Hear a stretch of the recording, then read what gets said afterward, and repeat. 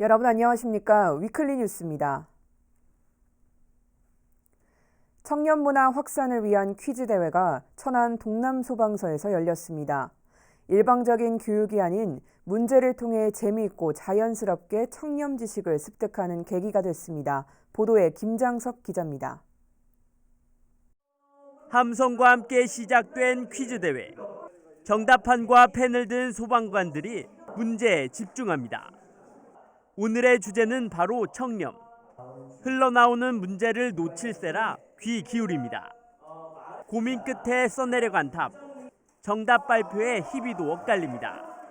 100만 원 이하의 금품을 수수하면 어떤 처벌을 받을까요? 수수. 2번입니다. 2번. 수수금액의 2배에서 5배의 다 함께 문제를 풀며 웃고 경쟁하면서 자연스럽게 청렴에 대해 다시 한번 생각해 보게 됩니다.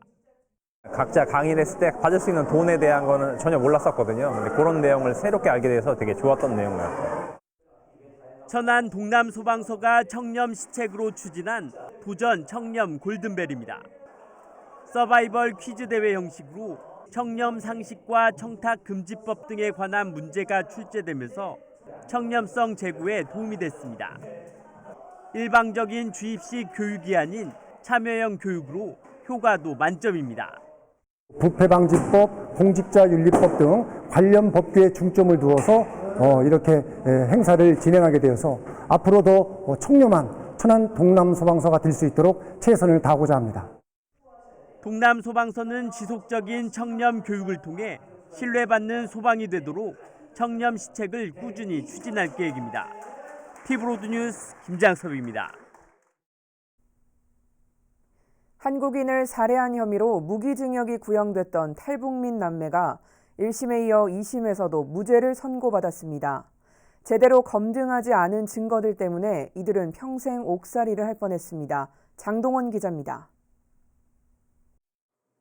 한국인 사업가를 살해하고 거액을 빼앗은 탈북민 A씨 남매가 7년 만에 검거됐다고 알려졌던 사건. 이들은 구속된 데 이어 당시 언론과 네티즌들로부터 거센 비난을 받았습니다. 하지만 올해 1월 1심에 이어 2심에서도 무죄가 선고됐습니다. 수사 초기 사업가를 살해한 것은 A씨의 남편 김모 씨인 것으로 알려졌습니다.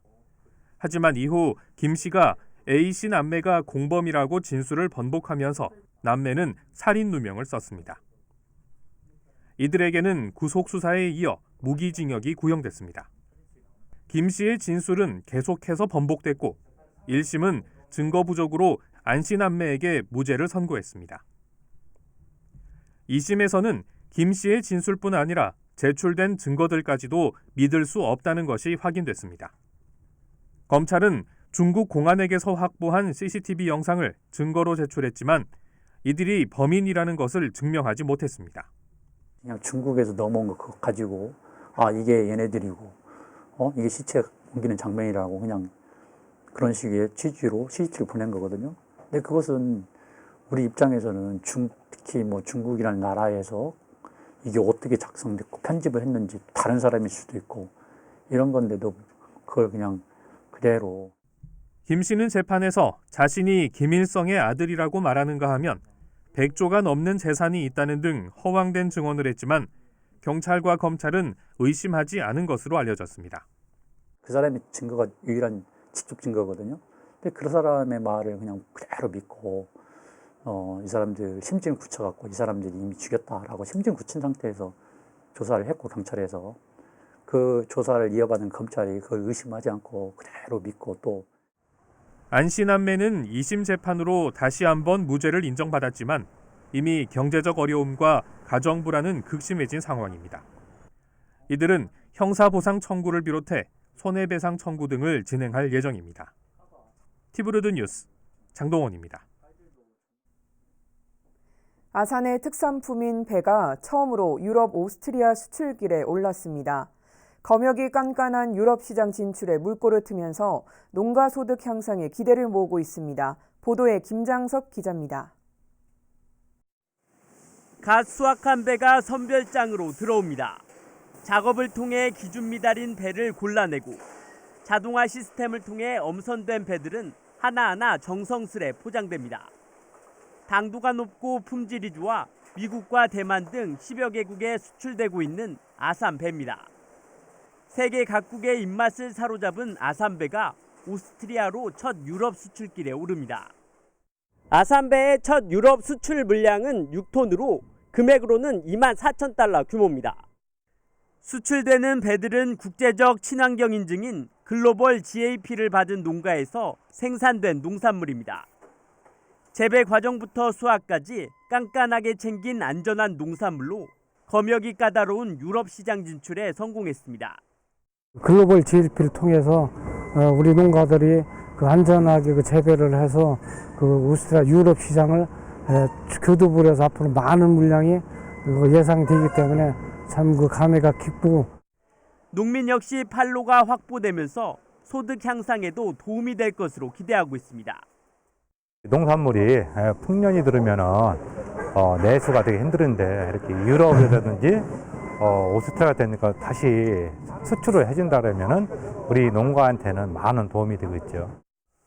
지난 1998년 대만으로 첫 수출을 시작한 아산배는 지난해에만 아산배 전체 생산량의 20%에 달하는 1,594톤을 수출했습니다. 여기에 올해 인도 진출에 성공한 데 이어 유럽 시장까지 진출하면서 전 세계인의 입맛을 사로잡고 있습니다. 티브로드 뉴스 김장섭입니다. 천안에는 수도권 전철역 6개가 있는데요. 도시가 커지고 인구가 늘어나면서 역 추가 설치 요구가 이어지고 있습니다. 개발 사업이 추진되고 있는 부성동에서도 역 신설 필요성이 강조되고 있습니다. 보도에 장동원 기자입니다. 공주대 천안 캠퍼스 학생들은 두정역에서 내려 다시 버스를 타고 등교합니다. 부성동 일대에는 대규모 기업체도 있어 대중교통 확대 요구는 이어져 왔습니다. 또 각종 개발 사업이 진행되고 있어 그 요구는 더해질 것으로 보입니다. 부성지구 도시개발이 시작됐고 향후 부성 저수지에 대한 개발 계획도 중장기 계획을 갖고 있고 수도권 전철역 신설 요구는 예전부터 부성역 설치를 위해 전문가와 주민이 참여한 토론회가 열렸습니다. 이 자리에서는 역 설치에 대한 가능성과 역사 위치, 투입 예산 등이 거론됐습니다. 우선 국가가 정하고 있는 기준으로 볼 때 부성역 설치는 가능하다는 분석입니다. 지금 대상되는 위치는 두정역과 1.8km, 직산역과 2km. 그래서 이 국가에서 정하는 역간거리 근거 기준은 어느 정도 만족하는 걸로 평가가 됐습니다. 예상되는 예산은 약 300억 원으로 전액 시비로 부담해야 합니다. 천안시는 부성역을 포함한 청수역과 복모역 설치를 위해 용역을 진행하고 있습니다. 내년 6월 결과가 나오는 대로 국토부에 사업 승인을 요청할 방침입니다. 티브로드 뉴스 장동원입니다. 어린이 보호구역에서 숨진 고 김민식 군의 이름을 딴 민식이법이 발의됐다는 소식 전해드렸는데요. 일부 기사에 달린 악성 댓글 탓에 유족들이 고통받고 있습니다. 현행법상 명예훼손 등의 혐의로 처벌이 가능할 것으로 보입니다. 송용환 기자의 보도입니다. 아산의 한 스쿨존에서 발생한 교통사고. 이 사고로 숨진 9살 고 김민식 군의 유족들은 재발 방지를 위해 스쿨존 안전시설 의무 설치와 가해자 처벌 강화를 촉구하고 있습니다. 최근엔 강훈식 국회의원이 민식이법을 대표 발의하면서 언론 매체에 관심이 뜨겁습니다. 하지만 기사에 달린 댓글들을 보며 유족들은 또 한 번 억장이 무너집니다. 사고 책임을 아이에게 떠넘기는 내용에서 심지어 잘 죽었다는 댓글까지. 방송 인터뷰에 나선 부모들의 외모와 옷차림에 대한 발언도 서슴지 않았습니다. 이미 죽은 내 자식을 욕한다는 건 이건 용납할 수가 없어요. 자신도 만약에 자기 자식이 죽었는데 누가 그렇게 글을 남긴다면 기분이 어땠을까 한번 생각을 해보면 절대 쓸 수가 없는 거거든요. 법률 전문가들은 현행법상 명예훼손죄나 모욕죄가 성립될 가능성이 높다고 판단했습니다. 또 민사상 손해배상 청구까지 가능하다고 밝혔습니다. 인터넷상 또는 SNS상에 악성 댓글을 다는 경우가 있는데 이런 경우에는 형법상의 명예훼손죄, 모욕죄로 처벌될 수 있고요. 이번 사건의 경우에는 그 정신적 피해를 보고 있는 그 부모에게 아주 좋지 않은 악성 댓글을 단 경우로서 아주 죄질이 좋지 않습니다. 그래서 아주 가중 처벌될 수 있고 손해배상 책임 역시 클 수가 있습니다. 한편 유족들은 향후 악성 댓글에 대한 누리꾼들을 고소하겠다는 강경한 입장을 내비쳤습니다. 자식을 잃은 부모 가슴에 대못을 박은 악플러들. 법원의 엄중한 처벌밖에는 대책이 없어 보입니다. 티브로드 뉴스 송용환입니다. 지난 10일 아산을 방문한 문재인 대통령은 충남을 중심으로 디스플레이 산업을 육성하겠다고 밝혔는데요. 이어 이를 뒷받침할 연구개발은 천안에서 이뤄질 것이란 계획도 내비쳤습니다. 천안이 디스플레이 산업 육성에 어떤 역할을 하게 될지 장동원 기자가 살펴봤습니다. 삼성이 차세대 디스플레이 육성을 위해 충남에 13조 원을 투자하기로 했습니다. 이 자리에서 문재인 대통령은 수입에 의존하고 있는 핵심 소재와 장비 자립화를 위해 정부에서도 4천억 원을 투자하고 천안에는 디스플레이 기술 연구 개발을 위한 혁신 공정 테스트베드를 구축한다고 밝혔습니다.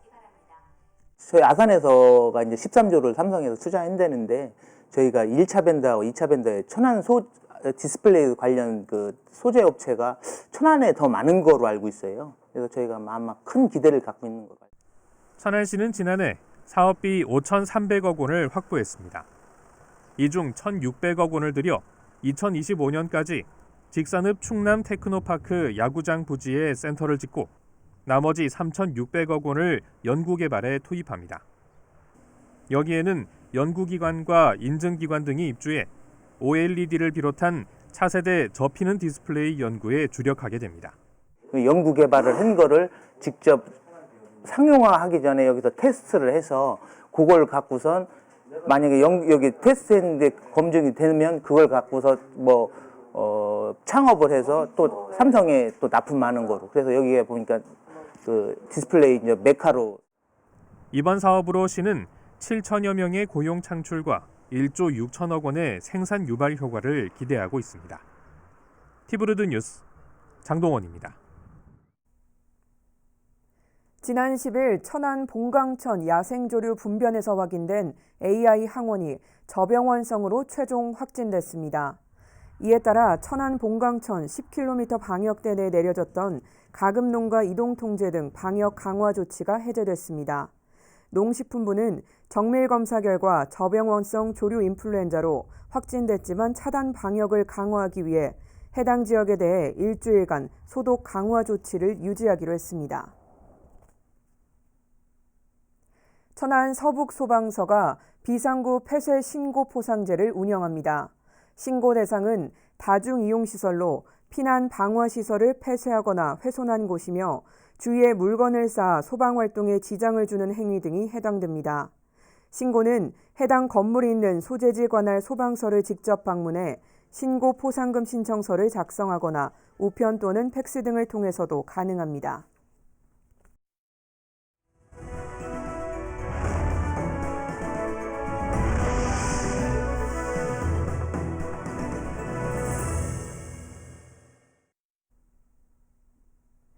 지난해 세종시가 조치원 청춘공원 조성계획안을 확정하고 착공에 들어가려다 토지 보상에 난항을 겪으며 공사 시기를 늦췄는데요.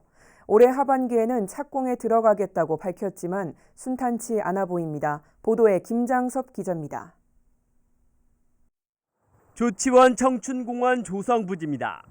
24만 제곱미터 규모로 지난해 세종시는 조치원 명산인 오봉산과 아홉거리를 바탕으로 각각 특화된 테마를 입힌 공원 조성 계획안을 확정했습니다.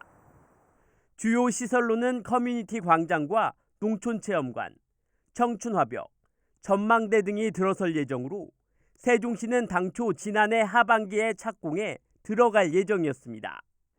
하지만 부지 매입이 늦어지면서 공사는 해를 넘겼고 세종시는 올해 초 상반기까지 부지 매입을 완료하고 하반기에 착공에 들어가 2021년까지 공원을 완공하겠다고 계획을 발표했습니다.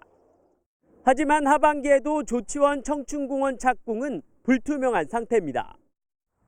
토지 매입은 마무리 단계지만 이번에는 사업비가 발목을 잡았습니다. 공원 조성에 들어가는 전체 비용은 1,100억 원. 이 가운데 공사비는 200억여 원으로 예산이 확보되지 않았습니다. 여기에 중앙투자심사도 아직 끝나지 않으면서 공원 조성 방향은 11월 이후에나 가닥이 잡힐 전망입니다. 사업 발주 등 행정 절차까지 염두하면 계획대로 올해 착공이 될지는 미지수입니다.